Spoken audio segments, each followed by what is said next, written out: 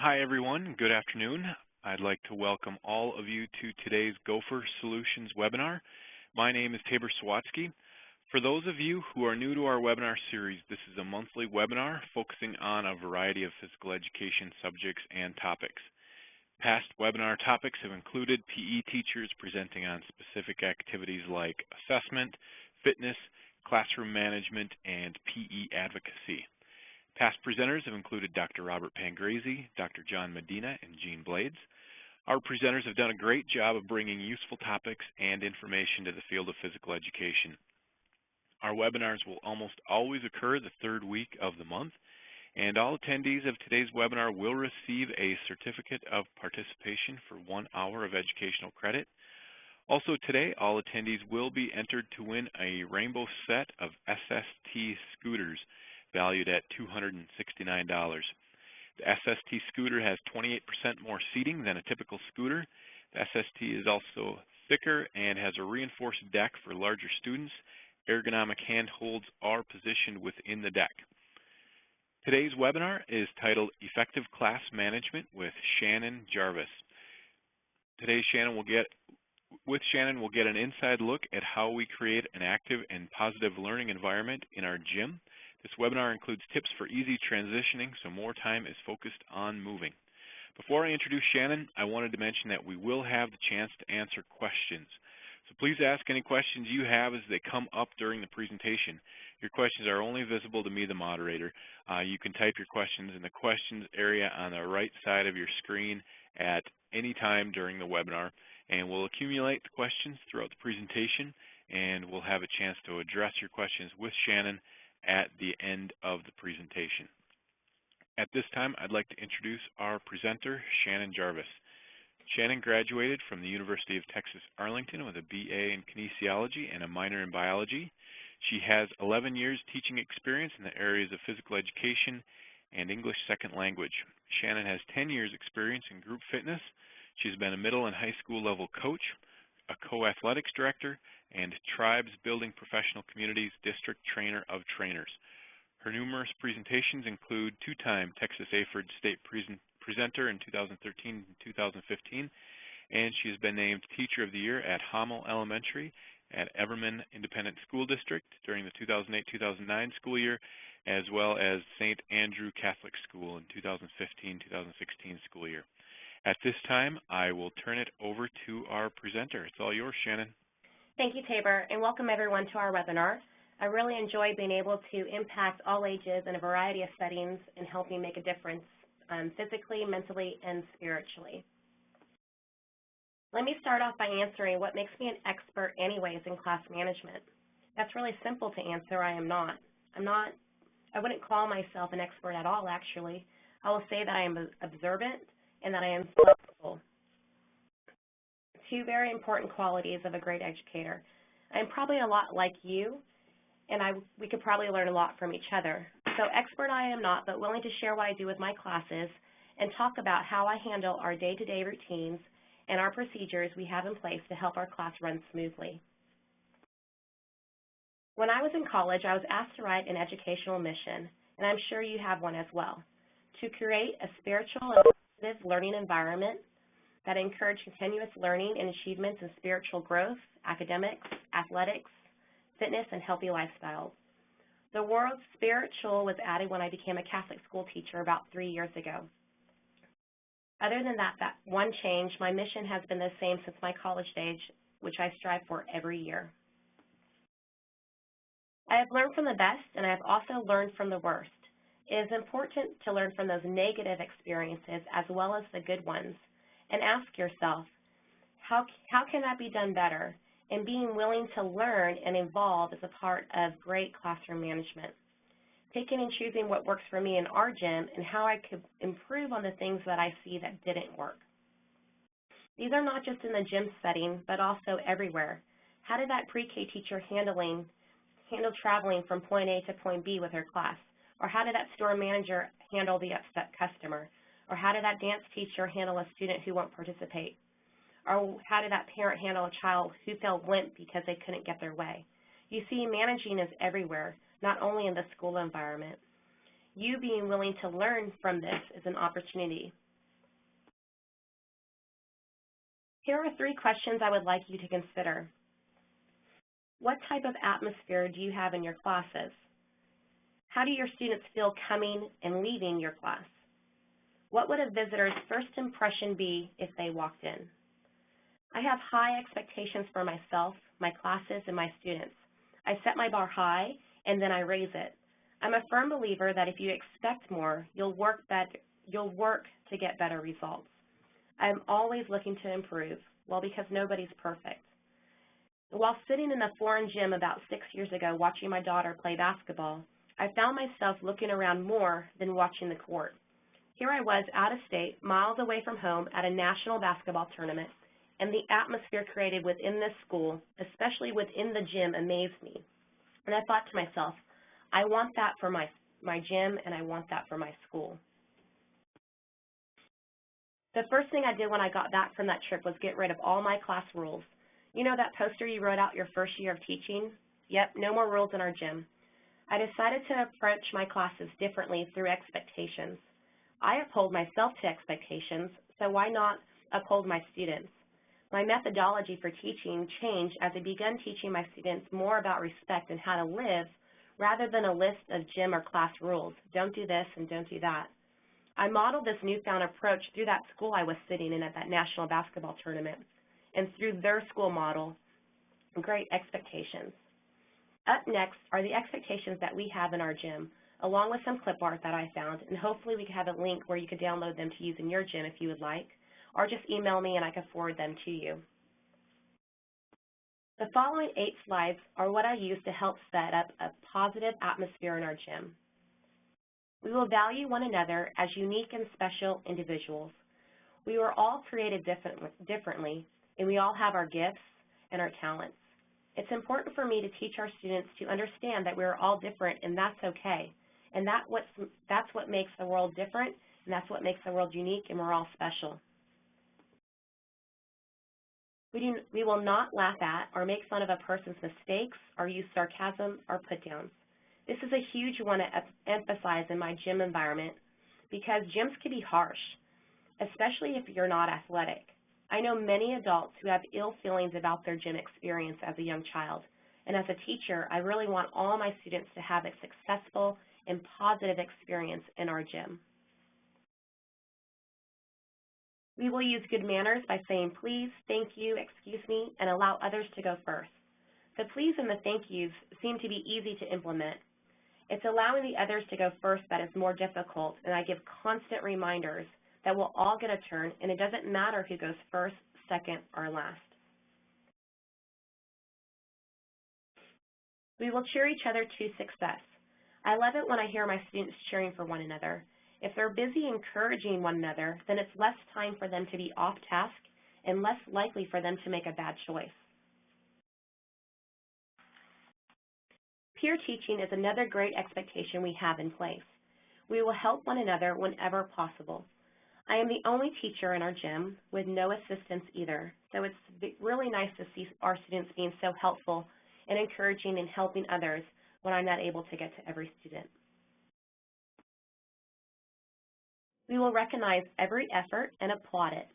This goes hand in hand with acknowledging our different talents and students being compassionate and encouraging towards our peers and cheering them on.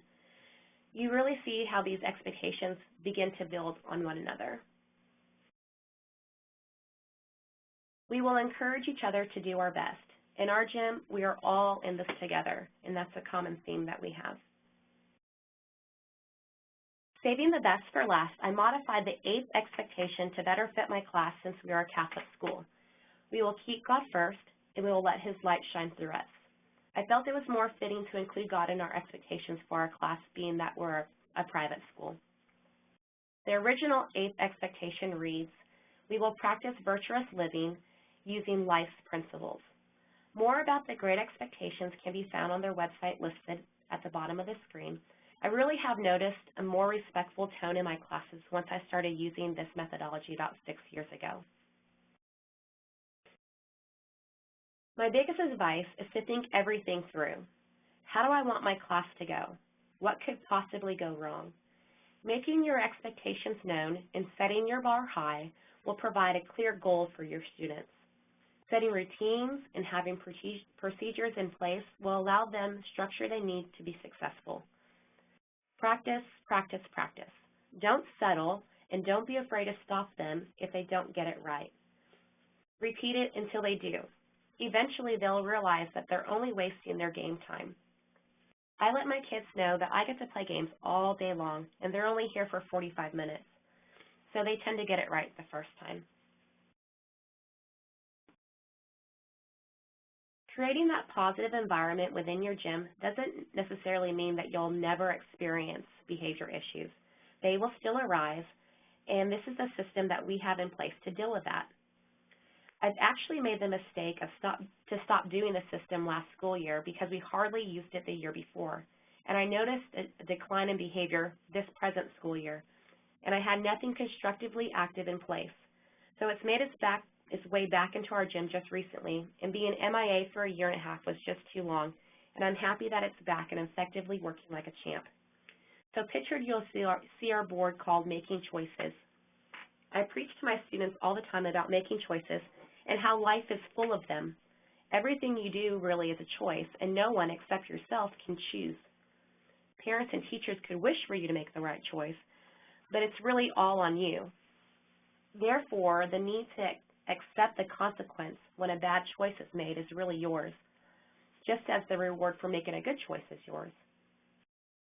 Most behavior in our gym is typically handled with a nonverbal redirecting, like moving closer to that student or giving that famous teacher look. If that doesn't work, then words are used. If the behavior continues or warrants removal from the class activity, then the Making Choices board comes into place. This board allows 3 different levels to be used. Exercise cards for the younger grades that shows pictures of the exercises. Exercise sticks that are more challenging exercises that are written on them with certain quantities. And then there's the clipboard that has an on the sidelines PE workshop. These alternative activities allow for the students to complete the exercises or the form before they come in and have a conversation with me discussing why they were removed from the class activity in the first place. For example, if I see a student riding on a scooter incorrectly, after being warned, I might say, go complete 2 sticks and then come talk to me. And that will allow him to be removed from the class, complete his consequence, and then have a conversation with me, and then I'll allow him back into the game. At the end of the class, all the students who did a great job making great choices receive smellies. This is the best secret that I'll share with you. Smellies are way better than stickers because stickers could be costly and time-consuming passing them all out. It's fun-flavored chapstick that you could rub on their hands for them to smell, and the kids love it. So at the end of class, they line up and they receive a smelly on top of their hand. Be consistent. The way I manage is consistent. Consistency is the key to having a successful class. I believe that students thrive in structured environments because they know what to expect. I create this type of environment and have success in my classes through the use of 3 simple managing techniques: commands, echoes, and formations. These 3 things are essential to the success of my class. Simple words and key phrases that help me to transition my students between one activity and the next, allowing us the opportunity to spend more time in activity and not waste time through transitions. Commands. Commands are words that I use to move my students in and out of different formations for various activities or games. When giving a command to my student, I state the command first and then allow a second for them to process how to react. Then the student will begin to move into action when I say the word go. For example, if I need all my students to have their own space in the gym, I would simply say, scatter like ants, go, followed by a short countdown for them to be ready, in their spot, and spread out. Another example of this would be if I needed all the students to go to their assigned seats or their squad lines, I would simply say, home base, go, and the students would go straight to their squad lines. Some commands are used to get their attention or to start and stop an activity. To get my class's attention, I would simply say, hey, team, and they'll respond back to me, "Hey, coach," giving me all their attention. I love this because I don't have to use my whistle as much as I used to. In fact, I rarely use it at all with my classes. If I want to start an activity, I simply say, "All set," and they respond back, "You bet," and begin to play. And if I want to stop the activity, then I say, "Freeze, hands on top," and they respond putting their hands on top of their heads. That means stop. This is a list of commands that I use with my students daily and how my students respond to those key phrases. Some of my favorites on the list are peanut butter and jelly, which is when I want the students to get into partners. Then I just say peanut butter and jelly go when they find one other person. Then I could simply move on with that activity and say one partner's the jelly and one partner's the peanut butter, and give further instructions to that specific partner.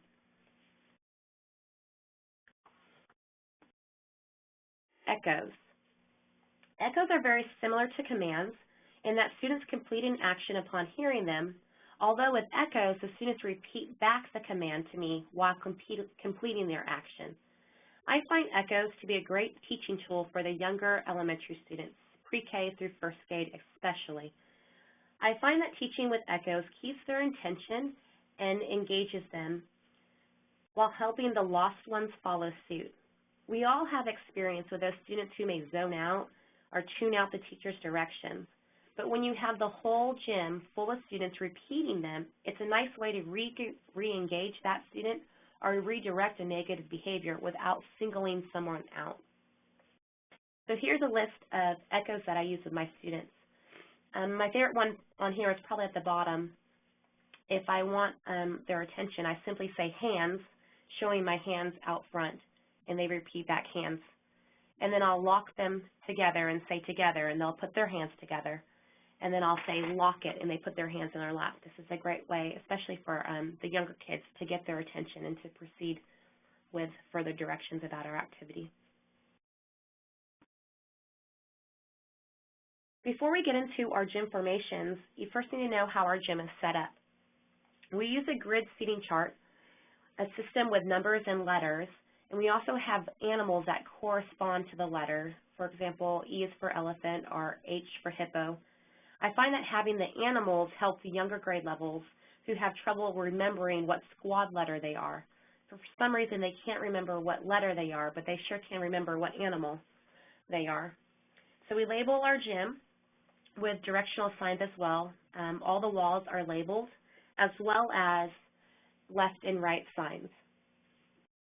It just makes it easier to have our gym labeled this way when I give directions. That way I can say turn and face north or line up all the scooters on the south wall. Formations. Student formations is one of the most helpful tools in my class management.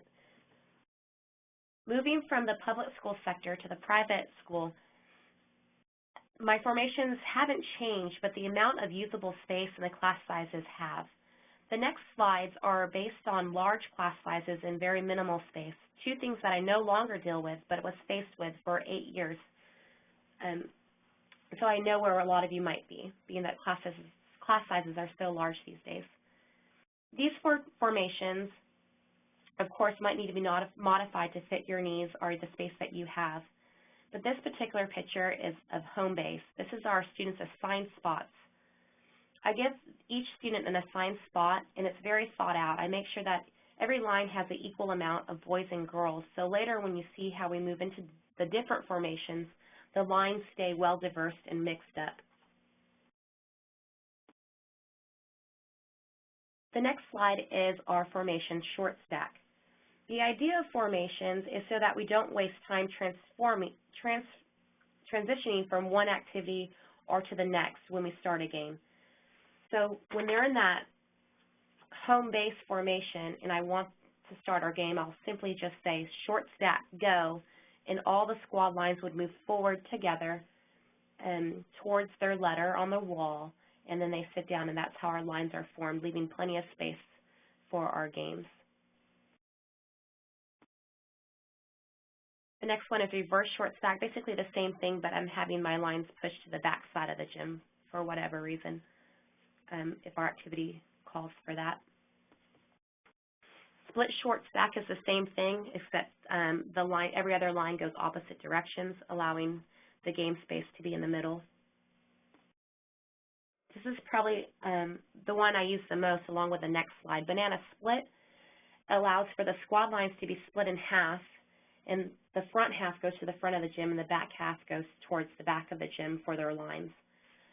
This is the most common because it allows for an open space for our game in the middle, and it allows for many shorter lines for our students to get more opportunities to play. And basically the same thing, hot dog is just having the lines split onto the sides of the gym.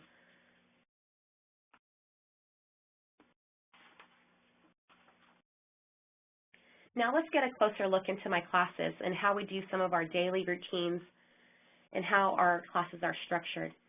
I teach kindergarten through 8th grade, so my classes are structured differently for kindergarten through 3rd grade and then 4th through 8th grade. So let's take a look at the younger grades first. The students enter through the side of the gym and immediately divide up their homeroom lines into boy and girl lines. I see 2 homeroom classes at a time, so in this picture you'll see a total of 4 lines, which are 2 homerooms. Once the students are ready, they're invited into the gym floor to begin what we call walk and talk. This is where they warm up their bodies, walking or jogging around the volleyball court. Talking is allowed because they don't often get the chance to see or socialize freely with their friends, especially from other homerooms. And we typically change directions about halfway through by me yelling the command, turn it, and they'll say turn it and then change directions so that we're traveling both ways. Sometimes I might give a locomotor skill for them to work out on, like skipping or galloping as we're walking and talking. I like having this routine set in place because it allows for us not to waste time. I get them in the gym and I get them moving. Most of the time our classes do not arrive at the same time, so instead of having one class sitting and waiting, I get them up and moving while we're waiting for the other class to get there. Once I'm ready to officially start class, I just simply give the command home base, go, and the students quickly and quietly go to their assigned spots facing the south wall. To start our class, we do a PE prayer to St. Sebastian. You could easily have your classes recite a class mission statement or do a stretch routine right here. After prayers, the students sit down to hear the directions about our game, and then we move into our game formations and enjoy our activity. After we're done and it's time to clean up, we do a series of exercises spread out through the gym. And I might give this direction like this. Scatter like ants, go, 5, 4, 3, 2, 1, freeze, hands on top. And the students reply back, spread out in the gym, that means stop. And then I'll give the exercise, 10 jumping jacks, go. When I say go, students complete the 10 jumping jacks, and then we might do this a couple times depending on how much time we have before the class officially is over. And then I'll say sound off, which is our PE song that we sing at the end of every song. And as they're singing, they're marching, moving into their lines to leave, getting lined up by homeroom. So they're singing, they're marching, they're lining up in their class lines. And by the time the song is over, they should be in a straight line for their teachers to be ready to pick them up.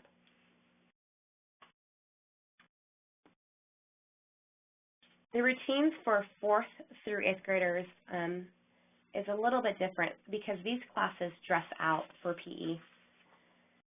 So those students will enter straight into the locker room immediately upon arrival. They go straight in, they change into their PE uniform quickly, and then they begin what we call a choice time.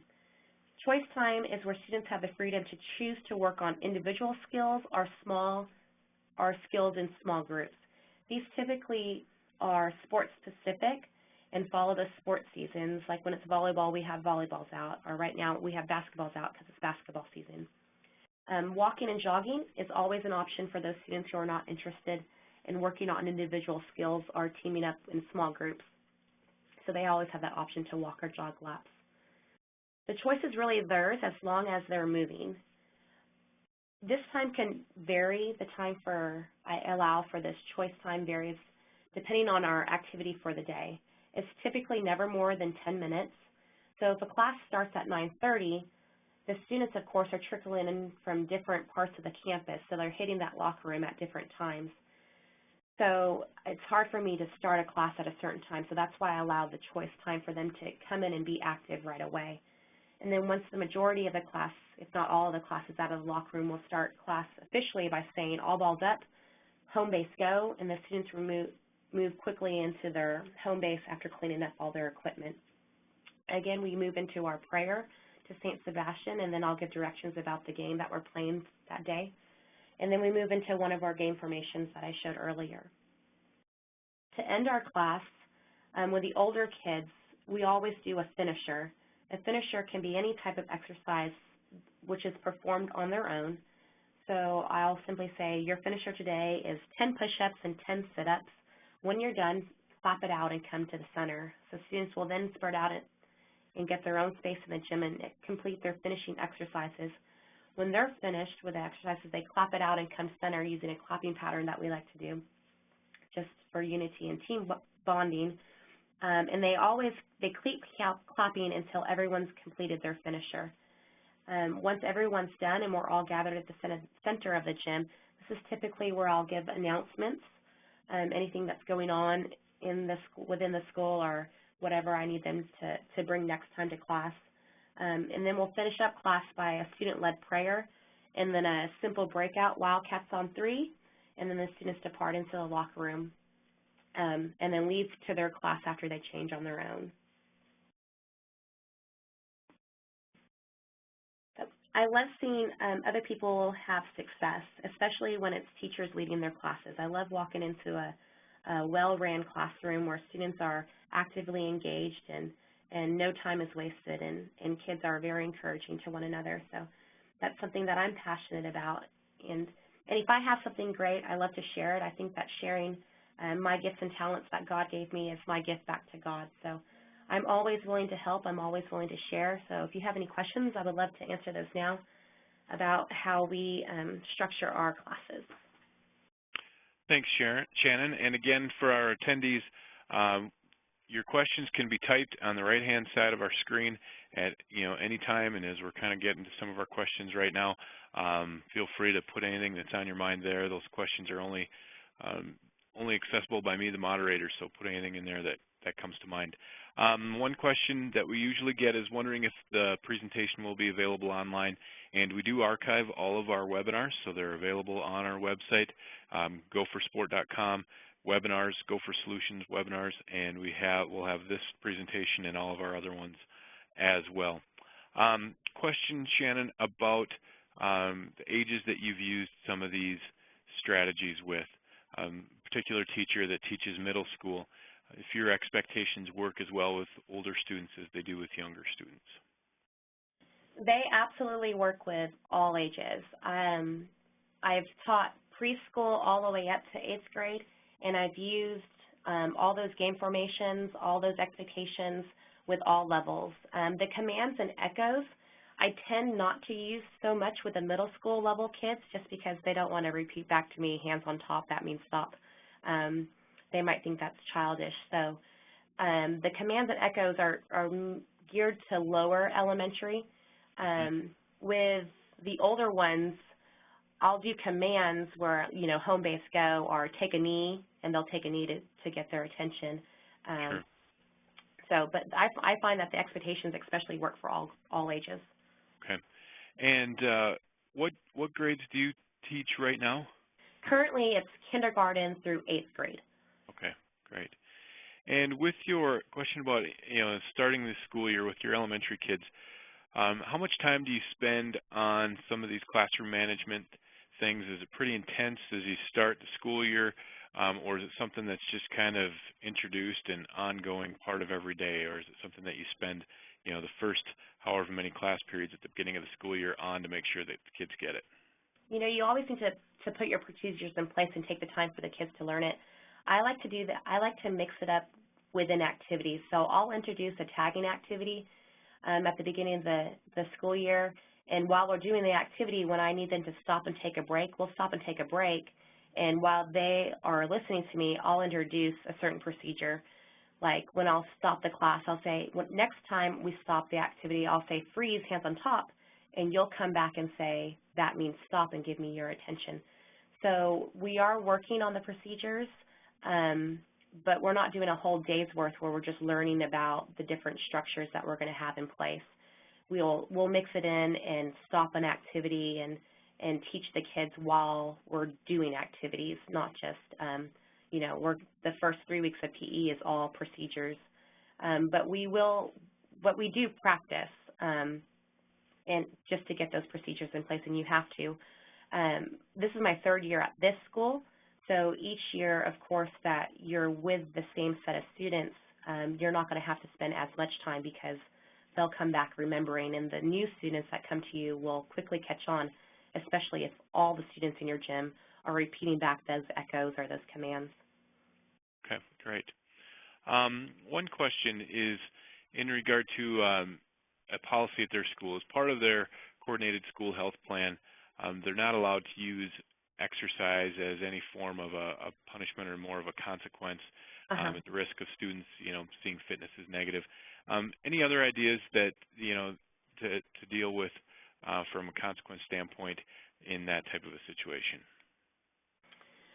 There's great different behavior tools out there that you could research. We do have that on the sidelines PE workshop, our worksheet that we have on those clipboards. That tends to work, right? And some of the questions that are on there is, what's today's activity? What equipment is involved? What are the rules for this activity? And then it will go into, why are you sitting out? How do you feel about sitting out? What choices can you make so you don't have to miss today's activity? So that's certainly an option. I never want exercise to be used as a negative reinforcement. That's not what I'm trying to do here. Those are just like, you're not doing what the class is doing, and this is PE, so you have to be moving. I need you to be active, so I need you to take a step aside, and because you made that bad choice, and do your own activity. And so that's why those exercises are there. It's not seen as punishment. It's just that you're not able to contribute and play with the whole group right now. But I'm going to let you back in and after you have a conversation with me. That's a good distinction. Question about the quick change time. Is the quick change time part of the choice time, or are there separate amounts of time provided? It's part of their choice time, and that's I do that choice time because when I first got here, we had to break old habits, and they had a terrible habit of just sitting inside the locker room and just talking to their friends, and so and then all they wanted to do was play basketball and dodgeball. And so I begun that choice time because, well, they want to play basketball. So if I say, hey, I'm going to let you do free play for a little bit, then I noticed that the kids started rushing out of the locker room. So the choice time includes their changing time. So if they're a quick changer, they're going to have more time to play the game that they love, whether it's, bumping a volleyball or playing pepper with a friend. Okay, great. Question about the rows and the squads. Do you have the same rows or squads all year, and how often do you change home base? I only change home bases when I feel there's a need to, if I feel like I have to separate a group, or when I divide them up into a game formation and I notice this team is just a rocking team. They're winning every game, left or right. So then I might, strategically place some students or remove some students from that line just to even out the teams, but typically they keep the same home base year-round. Okay, great. And do you have a dedicated locker room supervisor? Question is, who's in the locker room supervising if you're in the gym when they come in at different times? I know that's something that a lot of teachers are concerned about. Yeah, that's a struggle. We don't have an adult present in the locker room, and we're not able to just for safety reasons. The way that our locker rooms are set up, I could be in between both locker room doors and have full view of our gym floor. And so as they're trickling in, I'm standing there seeing who goes into what locker room and then also monitoring the floor at the same time. So I'm within earshot because, those walls aren't solid. I could hear every conversation, especially the ones they're pretty loud in there, so it comes out through the events about what they're talking about. So I'm able to monitor it that way. And then I notice too, like, who's going in the locker rooms, and if I notice they're not coming out right away, I may call in their name. Hey Johnny, it's time for you to head out of the locker room. You've had enough time. Sure. Okay. When you call peanut butter and jelly, how do you guard against the same kids partnering up all the time?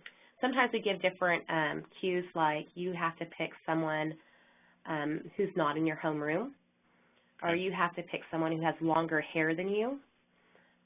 Try to find someone who's wearing, we wear uniforms, so try to find someone who has on the same uniform pants as you, or find someone who is not wearing uniform shorts. So, we kind of mix it up that way, so they're not always going to their best bud. Great, great. Well, we are going to announce the winner of the SST six-pack of scooters. And before I do that, just a reminder again, everybody in today's webinar will be emailed a certificate of participation, and you will also get emailed the link to the recording of today's webinar so that you can go back and take a look at it. If you want to bring it to a PE meeting of your staff in your school or in your district, something that you want to show to PE teachers in your school or district, it's there available along with our other webinars that we've had. And there's also some good blogs in that area too that have some pretty good articles if you're looking for some things to bring to some of your PE staff meetings. Today's winner is Betty Burke Clayton. She's a PE teacher in Orchard Villa Elementary School in Florida. I'd like to thank everybody for being with us today. Thank you so much, Shannon, for your webinar today, and we look forward to seeing all of you at another webinar next month. Again, they occur almost always the third week of the month, and more details will be coming out shortly on next month's webinar. Thanks, everyone. Have a great afternoon.